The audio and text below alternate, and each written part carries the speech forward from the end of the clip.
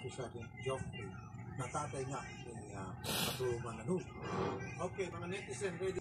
Okay, dito sa kaso nitong si Patrolman Sara Lanuza na pinagpipintangan ni PF lamang at nung kinasal sila, buntis na talaga itong si Sara.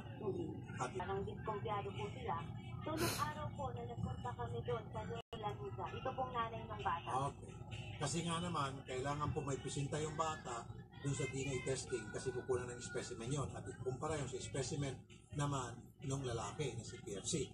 So, hindi pumayag si Patrolwoman. Bakit hindi siya pumayag? Yun, sir. Palagi natin nakausap noon was... Itong tatay po. Yeah, the father. Yes, si po. Retired Master Sergeant Geoffrey. Pati yung nanay niya nakausap natin, di ba, si Evangeline? Okay. Yes po, Idol. Pero, nung... Yun, sir. Hindi na daw po siya pumapayag na ipa-DNA itong bata. Okay. Wala siyang binigay na dahilan. Wala po siyang binigay na dahilan. Sinubukan po kung tawagan, sinilak na niya ako, sir.